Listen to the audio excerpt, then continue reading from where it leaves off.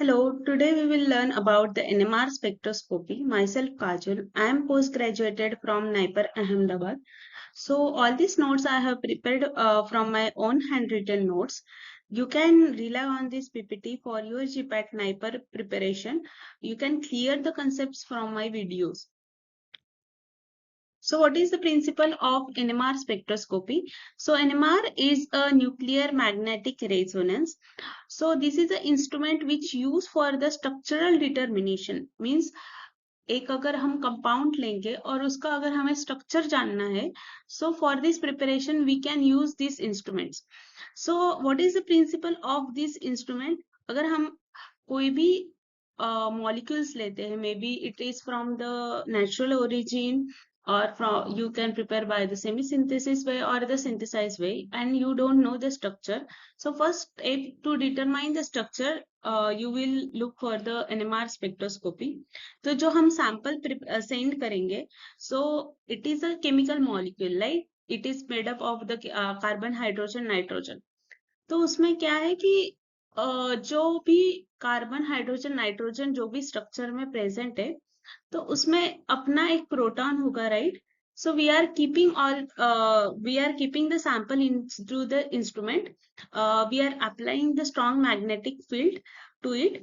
So what will happen when we kept our sample into the instrument? All the samples which having that chemical compounds that having their own proton, right?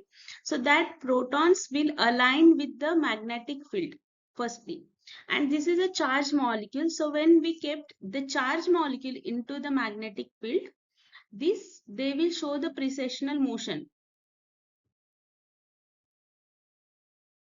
So ये जो circular motion है, like जैसे कि एक अर्थ है और वो अर्थ अपने अराउंड रिवॉल्व करती है, उसी तरीके से जो प्रोटॉन है वो it will show that kind of the circular precessional motion when we keep this proton into the magnetic field. Additionally, we will apply the radio frequency. So what will happen, ये जो revolving proton है, this revolving proton will have their own frequency, right? And what is the radio frequency? So radio frequency, it is kind of like radiations like UV and X-ray, but the energy is higher than the UV and X-ray. So ये जो radio frequency है जो हम externally apply कर रहे हैं, that radio frequency is having on their frequency, right? When the frequency of the radio frequency will match with the frequency, that is precessional frequency, whatever the frequency that proton is carrying, then the absorption will happen. So जब भी absorption होगा, that time the energy, the proton which is in the lower energy state, that will go into the higher energy state after absorbing the energy, that is energy transfer. So from where it will take the energy? It will take the energy from the radio waves, okay, and it will absorb the energy and it will go into the higher energy level. So this phenomena give the peak into the into the NMR spectrum. So जो भी NMR spectrum है, अगर उसमें एक peak आएगा, so that peak will represent what is the nature of the compound. तो जो peak आएगा वो कब आएगा? When the precessional frequency match with the radio frequency, और उसी टाइम पे absorption होगा और उसी टाइम पे हमें जो है वो peak वहां पे मिलेगा. So what is this is absorption phenomena, which is exactly play the role here. So suppose we are keeping our sample into 1 Tesla magnetic field, तो 1 टेस्ला पे जो प्रोटॉन है, क्योंकि कार्बन और प्रोटॉन दो ही एनएमआर होते, राइट? तो carbon अगर जो प्रोटॉन है तो वो 1 टेस्ला पे 50 मेगाहर्ट्ज इतना रिसेशनल फ्रीक्वेंसी से मूव कर रहा है. जो आरएफ की फ्रीक्वेंसी अगर एक्सटर्नली जो हम अप्लाई कर रहे हैं, अगर वो भी 50 मेगाहर्ट्ज होगी, तो ये दोनों फ्रीक्वेंसी मैच होगी, और जब वो मैच होगी तो एब्जॉर्प्शन शो करेगा और उसी टाइम हमें पीक मिलेगा, राइट? तो अभी क्या है कि different kind of instruments are available in market, like 50 megahertz, 500 megahertz. तो we need the standard. It should not like that when we are going from the 50 megahertz to the 200 megahertz, then our spectrum should not change because compound तो वही है. So we don't want our spectrum to change. For that purpose we are needed one standard. Like कहाँ से start करेंगे? What is that zero line? So zero line, it is a reference we are choosing. तो जो reference है वो एक compound है which is TMF, that is tetramethyl-silane. You can see the structure here.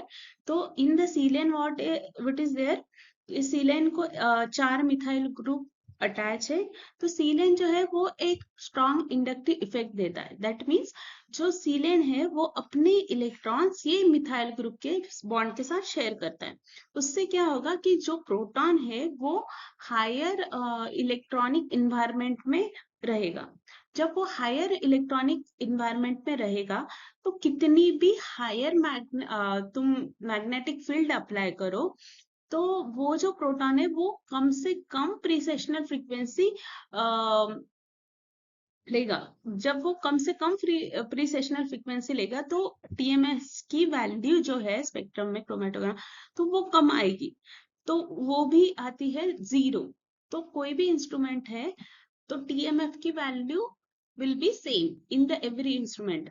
वो 50 हो 200 हो तो TMF की वैल्यू जो है वो सेम रहेगी. और इसलिए हम उसको क्या बोलते हैं? स्टैंडर्ड बोलते हैं. स्टैंडर्ड मतलब उधर से हम उसके कंपैरिजन करके बाकी पिक्स जो है वो स्पेक्ट्रम में आएंगे. तो TMF हम इंटरनल स्टैंडर्ड यूज करेंगे. This scale give the reading to the peak which is always assign as 0.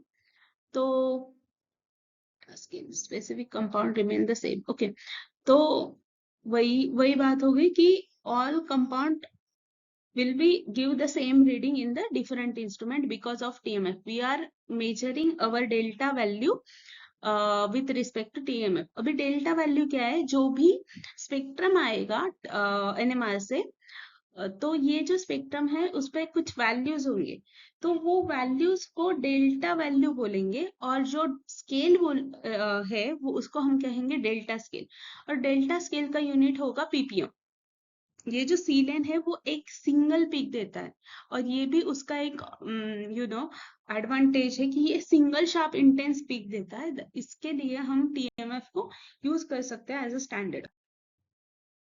वो क्या सभी कंपाउंड NMR में स्पेक्ट्रम दिखाएंगे? अगर ऐसा होगा तो इमेजिन कितने सारा कंफ्यूजन हो जाएगा. लाइक एक स्ट्रक्चर है जो कि बहुत सारे कार्बन हाइड्रोजन नाइट्रोजन और कुछ मेनी कंपाउंड से बना होता है, राइट? तो एक ही स्पेक्ट्रम में अगर इतने सारे सिग्नल्स आएंगे तो हम आइडेंटिफाई कैसे करेंगे, राइट? तो उसके लिए भी क्राइटेरिया है. all compound will not give the NMR signal. They are not NMR active. तो उसके लिए भी एक कंसेप्ट आती है which is spin quantum number. spin quantum number. तो spin quantum number क्या होता है कि spin quantum number should not be the 0. spin quantum number is denoted by I and it should not be the 0. So जो proton का spectrum आता है उसमें spin quantum number will be 1/2, that is 0.1. तो उसमें भी आते हैं कि active nuclear and NMR inactive nuclear. तो जैसे प्रोटॉन हो गया, प्रोटॉन एक इलेक्ट्रॉन है ना प्रोटॉन में, तो प्रोटॉन C13 कार्बन जो है वो C12 होता है. तो जो C12 कार्बन है which is NMR inactive because उसका स्पिन क्वांटम नंबर 0 है. तो जो C13 कार्बन है उसका spin quantum number is not equal to 0. That's why C13 NMR will show the NMR signals 19F and 31 phosphorus. These are the all type of different type of NMR, proton NMR, carbon NMR. तो ऐसा होता है कि carbon NMR एक अलग चीज है, proton NMR एक अलग चीज है, ठीक है? तो सही अलग अलग टाइप के NMRs आते हैं. जब हम नाइपर में थे तो हमने ये इंस्ट्रूमेंट खुद यूज किया है. बड़े इंस्टीट्यूट IIT नाइपर इस सारे इंस्ट्रूमेंट इन सारे इंस्टीट्यूट्स में तुम खुद अपना सैंपल सबमिट करते हो और अपना खुद का NMR लेते हो और खुद इंटरप्रेट करते हो. So that is the advantage of going to NIPER. So you should take it seriously. So chemical shift क्या होता है कि केमिकल शिफ्ट वैल्यू जो है वो डेल्टा से डिनोट करते हैं। डेल्टा जो है वो केमिकल शिफ्ट के वैल्यू डिनोट करता है। It is depend on the electron density. तो कोई भी जो स्ट्रक्चर है तो उसमें जैसे कि अभी ये एग्जांपल अगर लेंगे, ये इथेन का स्ट्रक्चर है। तो जो प्रोटॉन, अगर suppose we are taking the proton NMR, तो ये जो प्रोटॉन एनएमआर में जो प्रोटॉन है उसकी जो इलेक्ट्रॉन डेंसिटी है वो डिफाइन करेगा कि डेल्टा वैल्यू क्या आएगी। ठीक है।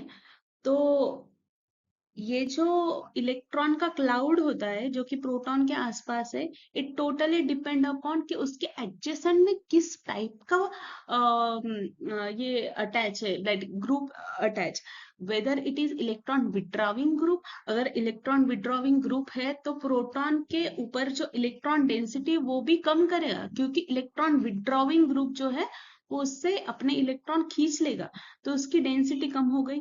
अगर डेंसिटी कम हो गई तो क्या होगा, इलेक्ट्रॉन विड्रॉविंग ग्रुप है, जैसे कि इस केस में देखो ये प्रोटॉन है और इसको ये कार्बोनिल ग्रुप अटैच है। तो ये ऑक्सीजन क्या करेगा, ये बॉन्डिंग में से इलेक्ट्रॉन खींच लेगा और इलेक्ट्रॉन डेंसिटी कम हो जाएगी। मतलब क्या, डाउनफील्ड हो जाएगा। डाउनफील्ड मतलब हायर वैल्यू आएगी। और अगर इलेक्ट्रॉन डेंसिटी ज्यादा है तो वैल्यू कम होगी, तो उस केस में होगा अपफील्ड। तो ये दो कंसेप्ट आते हैं, एक कि अपफील्ड और डाउनफील्ड। तो अपफील्ड आएगा कि डाउनफील्ड आएगा, it is totally depend upon the electron density and electron crowd present around that proton. तो यहाँ पे अभी बस इतना देखना है कि जो अगर प्रोटॉन एनएमआर ले रहे हैं तो प्रोटॉन की इलेक्ट्रॉन डेंसिटी कैसी है, और अगर कार्बन एनएमआर ले रहे हैं तो कार्बन की इलेक्ट्रॉन डेंसिटी कैसी है। और it is depend upon the adjacent में क्या चल रहा है, एडजेसेंट में इलेक्ट्रॉन निकालने का काम चल रहा है कि इलेक्ट्रॉन ऐड करने का काम चल रहा है। ओके, तो उससे ये अपफील्ड और डाउनफील्ड ये डिटरमाइन होगा। तो या यू कैन स्टे ट्यून। अभी ये जो नेक्स्ट कंसेप्ट है that we will cover in the part second. So please follow करा। अगर कंसेप्ट अच्छी लग रही है, समझ में आ रहा है, तो प्लीज लाइक करना वीडियो को। Okay, so I will prepare the more video like this. Thank you so much.